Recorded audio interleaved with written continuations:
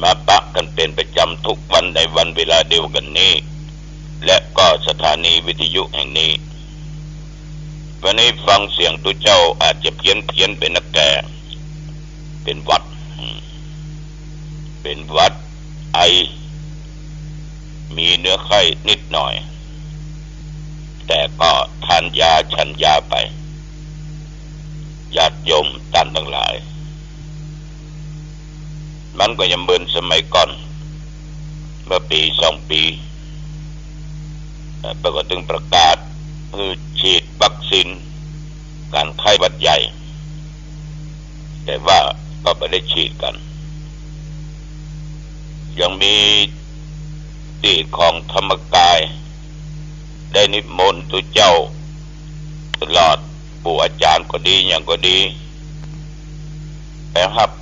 เครื่องอัฐบริขารเกี่ยวกับการต้านกฐินที่ด้วยรอในวันพรุ่งนี้วันที่27 8 โมงเป็นต้นไปแต่ว่านี้โยมก็โทรมาคืน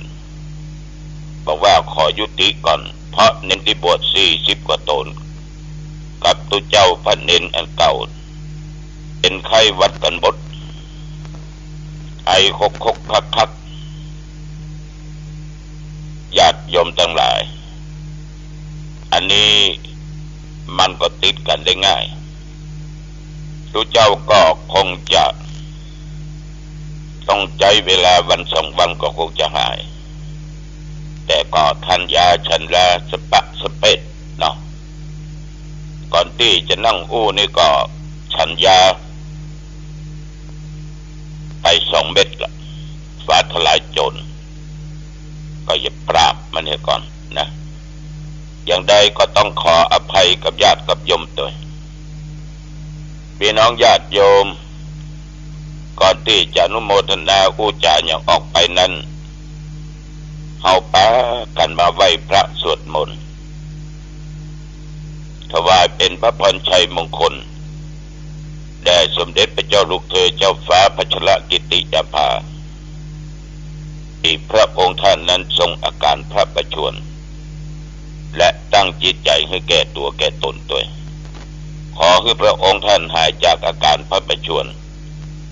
มีพระสุขภาพพลามัยอันแข็งแรงมีพระชนมายุยิ่งยืนนาน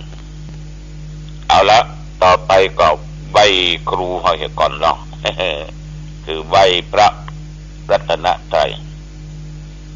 อะระหังสัมมาสัมพุทโธภควาพระภูมิพระภาคเจ้าเป็นพระอรหันต์ดับเพลิงกิเลสเพลิงทุกข์สิ้นเชิงตรัสรู้ชอบได้โดยพระองค์เองพุทธังภควันตังอภิวาเทมิข้าพเจ้าอภิวาทพระภูมิพระภาคเจ้าผู้รู้ผู้ตื่นผู้เบิกบานกราบพระพุทธสวากขาโตภควตาธัมโมพระธรรมเป็นธรรมที่พระผู้มีพระภาคเจ้าตรัสไว้ดีแล้วธัมมังนัมสสามิข้าพเจ้านมัสการพระธรรมกราบพระธรรมสุปฏิปันโนภควโตสาวกสังโฆพระสงฆ์สาวกของพระผู้มีพระภาคเจ้าปฏิบัติดีแล้ว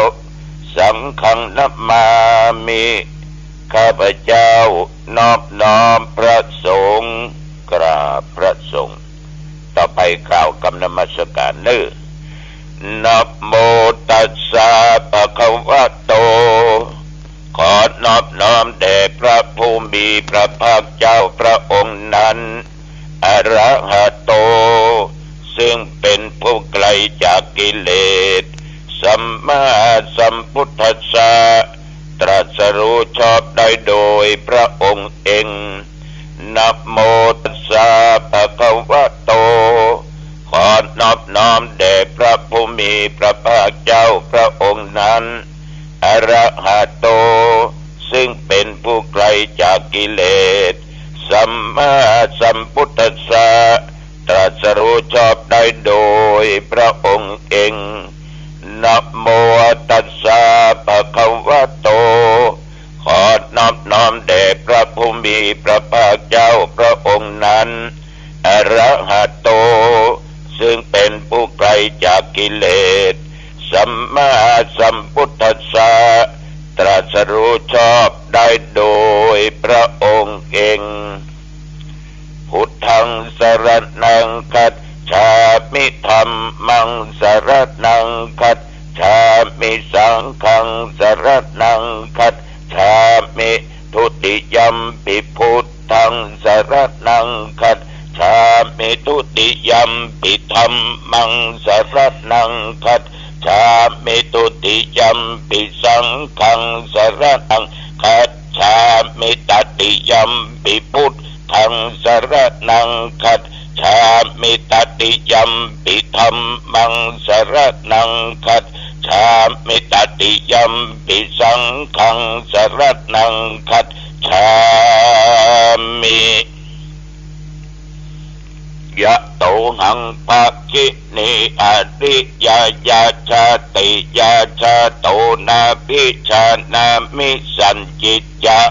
ปานังชีวิตาโบโลเปตาเตนะสัจเจนะโสติเตโหตุโสติขัพพัสสะโอชังโคสติสังฆาโตธัมมานังวิจโยตถาวิริยัมปิติปัสสัทธิโพชังคาจะตถาปะเรสัมมาทุเปกะโพชังคาสัตเตเตสัพพทักษินามุนินาสัมมาทัคขตาภาวิตาภาหุลีกตาสังวัตตันติอภิญญายานิพพานายะจะโพธิยาเอเตนะสัจจวัชเชนะโสทิเตโหตุสัพพทาเอกัสสมิงสัมมะเยนะโทโมคันลานัญจกัสสปังขิลาเนตุขิเตติสวาโพชังเคสัตเทสญิเตจะตังอภินันติตุวา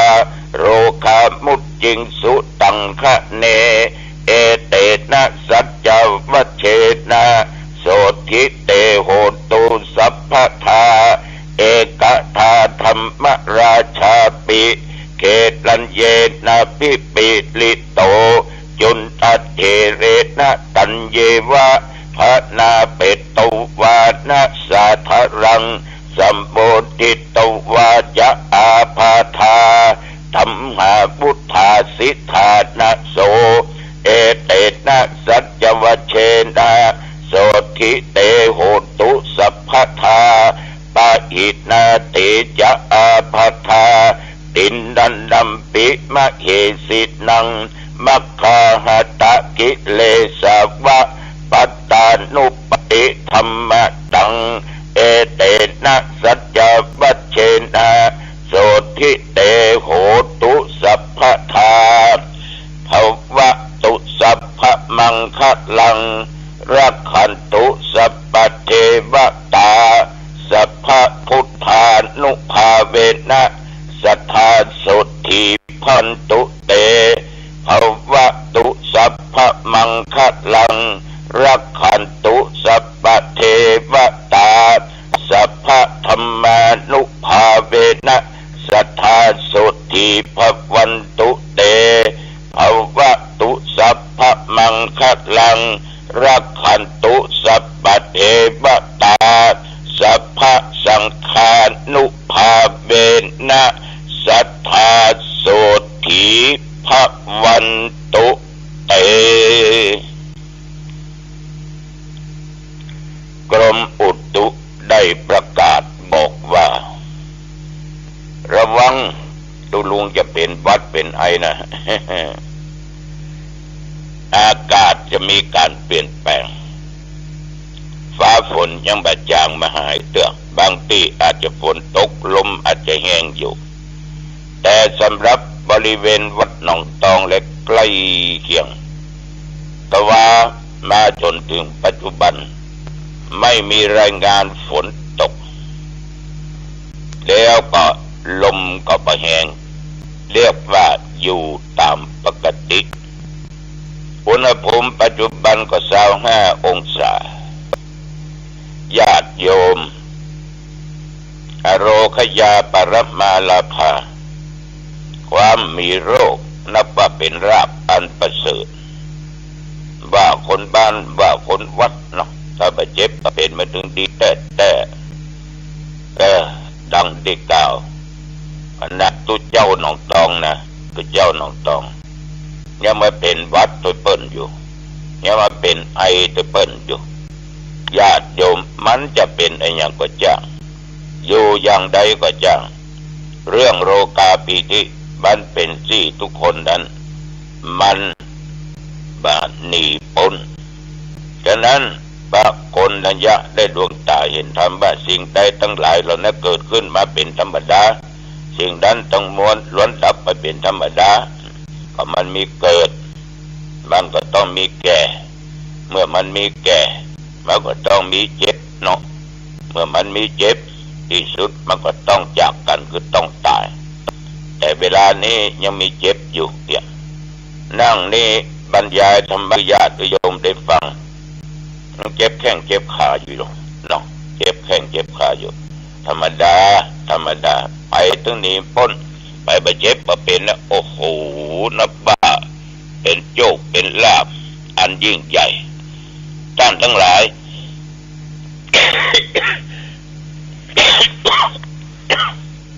ขอโทษแต่ว่านี่อาตมาภาพกินข้าวง่ายก็ไม่ได้ไปไหนนะอยู่วัดเพราะว่าแต่ว่ามีการสอบธรรมวันที่ 3สอบพุทธประวัติครูบาอาจารย์สังฆะแต่ละตนก็เอาเข้าป่าอาหารมาทานมาเลี้ยงตุเจ้าทั้งหลายเน้นทั้งหลายที่สอบนอกจากเมาแล้วบัดร้อยแก้วกับตุเจ้าก็เอาข้าวโพดแล้วก็เอาพายมะพร้าวนี่ตั้งอุบาจงวัดศรีสว่างแต่ว่าเอาแกงปีตานใส่เนื้อนอกนั้นท่านพระครูเจ้าหน้าตำบลหนองเกี่ยววัดระโวแต่ว่าเพิ่นก็เอาลาบปลาเพี้ยเนาะเพิ่นซื้อมายมซื้อมามีหลายอย่างไม่ออกในตำบลหนองตองก็มาทอดกล้วยทอดถวายแก่ตุเจ้าพระเนนเลี้ยงน้ำเลี้ยงกับตุเจ้าวัดสายมูลแม่ออกต่อออกบ้านหนองตองจ้อยก็เลี้ยงถวายพี่น้องญาติโยมเมื่อถึงเวลาก็เข้าห้องรวมกันไหว้พระสวดมนต์แล้วก็ฟังโอวาทจากตุลุงเนี่ยก็คือโอวาทแก่เน้นประการสอบพุทธประวัติเนี่ยเพื่อให้รู้ว่าพระพุทธเจ้ามีความเป็นมาจากไหนลูกเต้าเราไผเกิดที่ไหนเมืองใดชนชาติอะไรอย่างพ่อแม่ชื่ออะไรอย่างเหตุการณ์ที่มันเกิดมาได้3 วัน 5 วัน 7 วันมีเหตุการณ์อย่างเกิดขึ้นแต่ว่าก็เป็นนักมันเดาแม่นกว่าปัญหาก็ถามออกมาหลายข้อถูกไปหลายข้อทั้งที่ก็มาหูเรื่องนะญาติโยมท่านผู้ฟังแต่ว่าก็มีครูบาอาจารย์มาร่วมกันนักหลายตนหลายองค์ทีมได้มาก็ติดงานทานแดนป้องกุศลาป้องงานศพจิปะทะจึงจังว่าอย่างนี้กันละแต่ว่านี่ประเดชพระคุณหลวงพ่อพระราชโพธิวรคุณรองเจ้าคณะจังหวัดเชียงใหม่วัดพระธาตุเจ้าดอยสะเก็ดพระอารามหลวงพร้อมสาธุเจ้าเลขาออกเยี่ยมสนามสอบแต่ว่านี่เพิ่นไปที่อำเภอสระปีก่อนแล้วก็มาที่สนามสอบบ้านหนองตองวัดหนองตองหางดงญาติโยมทั้งหลายพระผู้ใหญ่ก็มือกำลังอกกำลังใจแต่ว่ามาอย่างเดียวยังพอนะเอาขนมมาฝากกันมาพาดด้วยหรอกแก้ไอเนาะนะหลวงพ่ออยู่หั่นพอเป็นเวลาสมควรก็กลับใจต่อท่านพระราชโพธิวรคุณ รองเจ้าคณะจังหวัดเชียงใหม่วัดพระธาตุเจ้าโดยสุเทพเป็นอย่างมากด้วยความเคารพนับถือกันก็เหมือนพี่เหมือนน้องเปิ้นก็มีอายุพรรษาแก่ตระมาพระไปปิงเปิ้นปีไก่เอาปีหมาเปิ้นไก่เอาปีหมาไก่ก็ไก่วัดหมาก็หมาวัด หมาจึงไล่คบไก่พ่อออกแม่ออกญาติโยมด้วยความเคารพกันกูจ๋ามันก็ม่วนดีเนาะไม่ต้องเก่งกันต่างคนก็ต่างนอบน้อมต่อกันเคารพกันเอาน้ำจิตน้ำใจเป็นเรื่องใหญ่ไม่ได้ถือยศถือทรัพย์ไม่ได้ถือจันทร์วรรณะข้าเป็นรองแล้วหรอกข้ายิ่งใหญ่ไม่ใช่หรอกหลวงพ่อเพิ่นเป็นคนที่อ่อนน้อมอู้จาม่วนนะฉะนั้นคณะสงฆ์จึงชื่นชอบชื่นชมต้องขอบใจเป็นอย่างมากแต่ว่าก็เช่นเดียวกันญาติโยมท่านผู้ฟังทั้งหลายตกตะวันแรงมาอาบน้ำอาบท่าก็ออกวัดเนาะไปเทศนาธรรมที่วัดสระปีวัดเจ้าคณะอำเภอสระปีท่านพระครูสะท้อนกิจกุศลถ้าถึงงั้นก็ทุ่มปลายนะทุ่ม45ก็ได้เทศละเพราะว่ามันค่ำเบื่อแล้วเริ่มพิธีไหว้พระยังเรียบร้อยหับศีลเรียบร้อยอุจจาระธนาธรรมเขาก็เริ่มเทศ8 โมงเกือบจะ40เอาก็บังก็มีด้วยประกาศรัชนีจบเรียบร้อยขอบใจต่อญาติต่อโยมแฟนรายการธรรมะ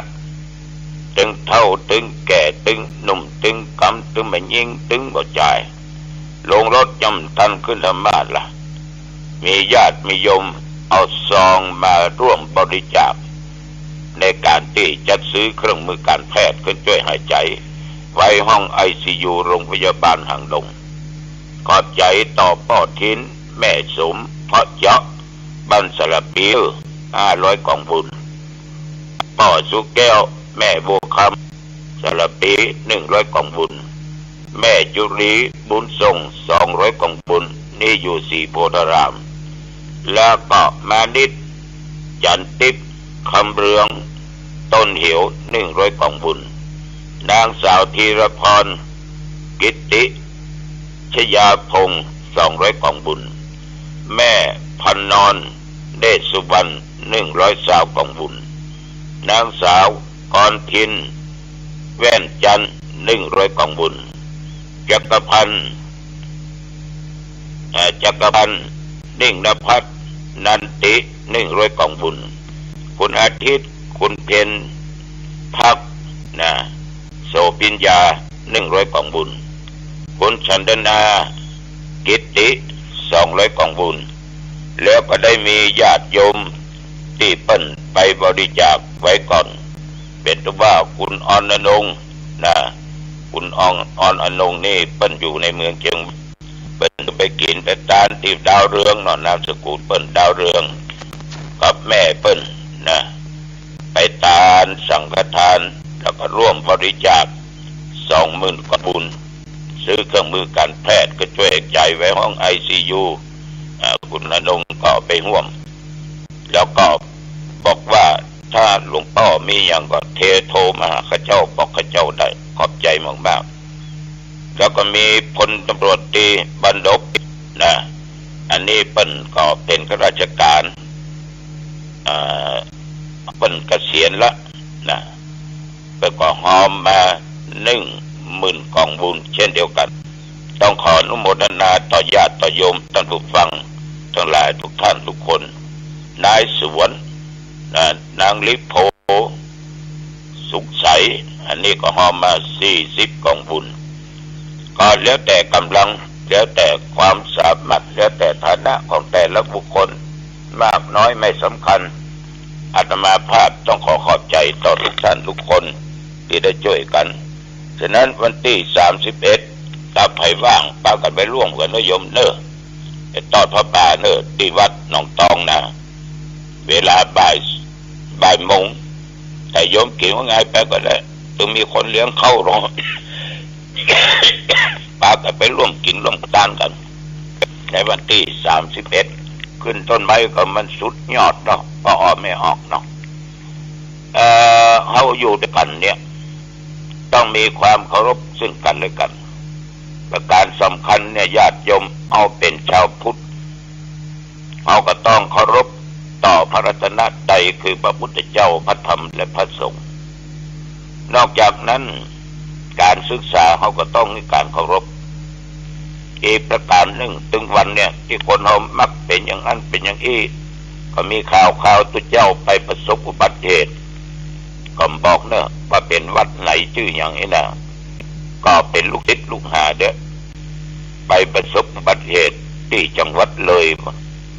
ญาติโยมทั้งหลายงูข่าวว่าขาหักแล้วก็ข้อตินเนี่ยถ้าจะหลุด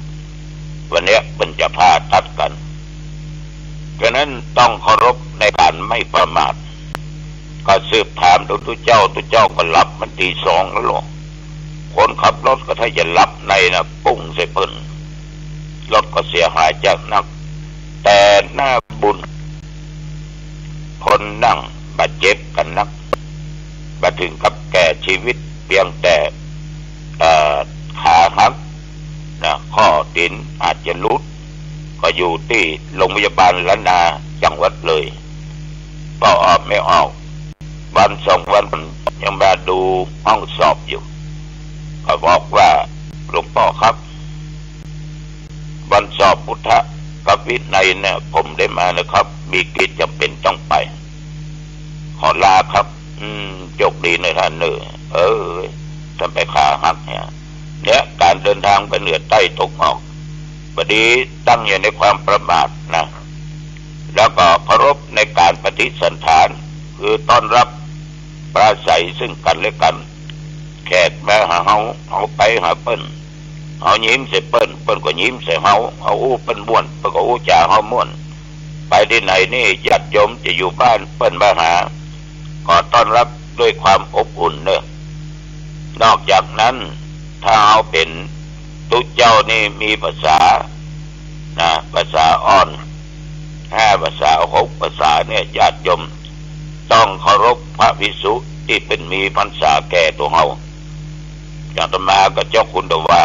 1ตำแหน่งเป็นรองจังหวัด2คนแก่อาตมาภาพเป็น1 ปีเขาต้องการเคารพกันฉะนั้นคนเฮาเนี่ยอยู่ด้วยกันด้วยความเคารพนับถืออ่อนน้อมต่อกันและกันอู้จาม่วนบักโกหกบักตอแหลบัดดุบัดเดือดนี่นะมันถึงอยู่ด้วยกันม่วน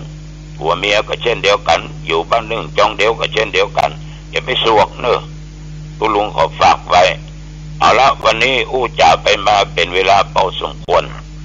อายุวันโนสุขังพลังพบกันไว้โอกาส